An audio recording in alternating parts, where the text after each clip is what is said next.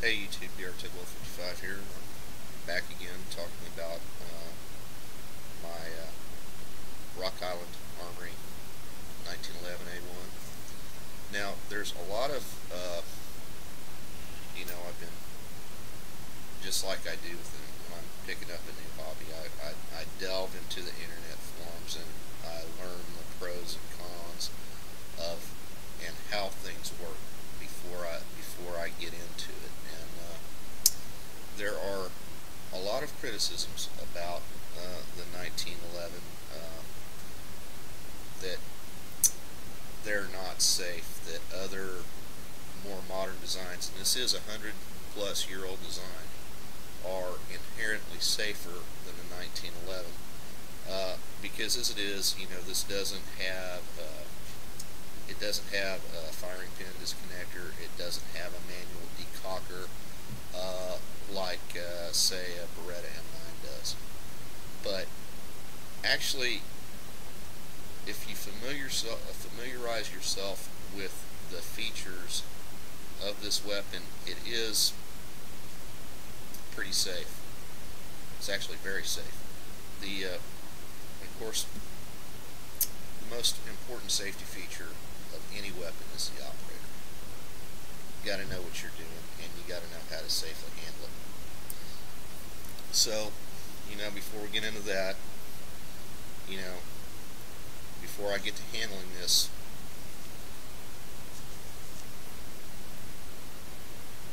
that's the magazine release.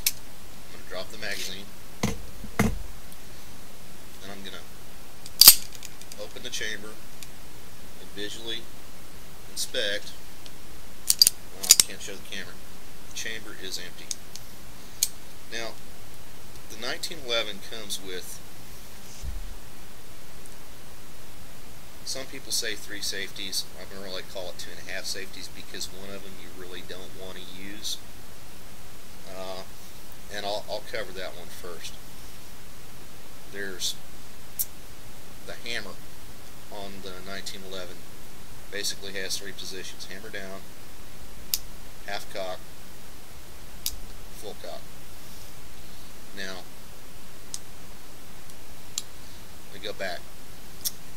The half cock position was originally designed as a safety because with the manual safety down, that's basically the fire position. The grip safety depressed, you pull the trigger, it won't fall. Now, on some of the more modern, improved 1911s, I understand that that's not true, but the hammer will fall, but it won't fall with enough force to set off a round in the chamber. I don't know if I would trust that. Personally, I would never recommend using the half-cock position as a safety for the 1911. That's just my personal opinion. You can, if you dispute that, if there's somebody out there, and I am by no means an expert, but if there's somebody out there that knows a little bit more about it and want to dispute it, then please put in a comment and I will gladly take the correction. Okay, so I'm going to go ahead and I'm going to go to full cock, demonstrate the other 2 safeties. Okay, I just engaged the manual safety. When that's engaged, one, you can't rack the slide. I'm going to go ahead and depress the grip safety and attempt to pull the trigger. Hammer won't fall. Okay? So that's your primary safety.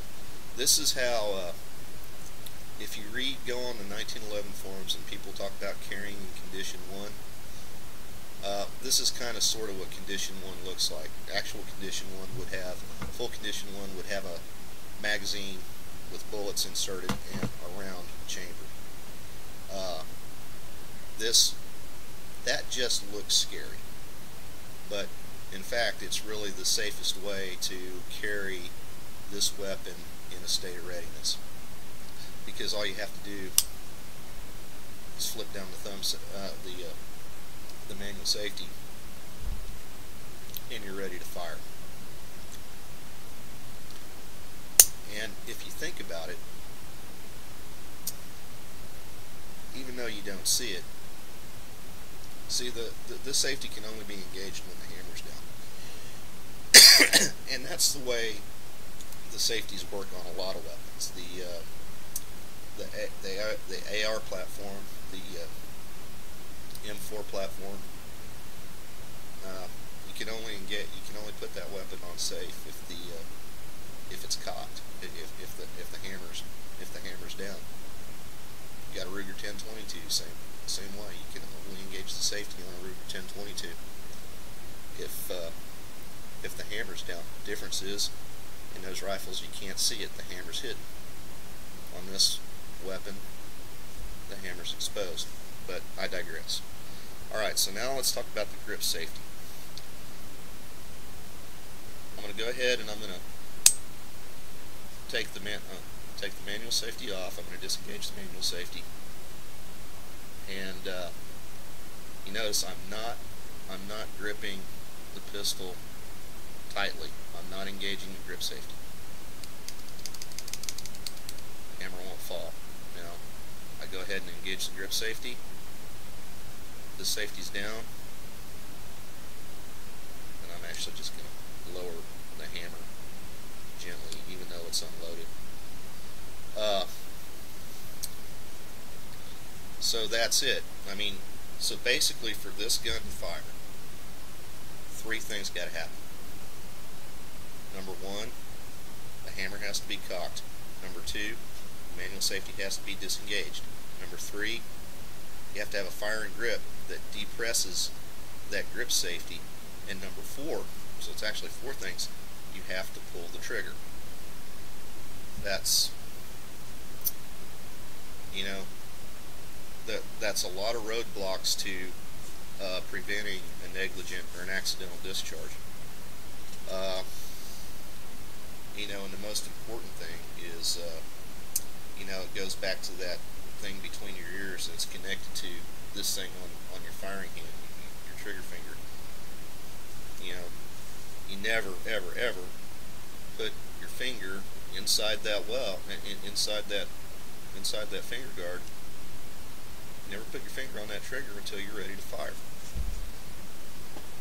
And you're never ready to fire until you've identified your target and put your sights on it and know what's beyond it. So, anyway, if you know what you're doing, you familiarize yourself with this gun, it's as safe as any other firearm out there. I don't care if it's manufactured, I don't care if it's, you know, the brand new Glock that just rolled off the assembly line. I mean, this is just as safe as that Glock. So, anyway, please feel free to comment, and thanks for watching.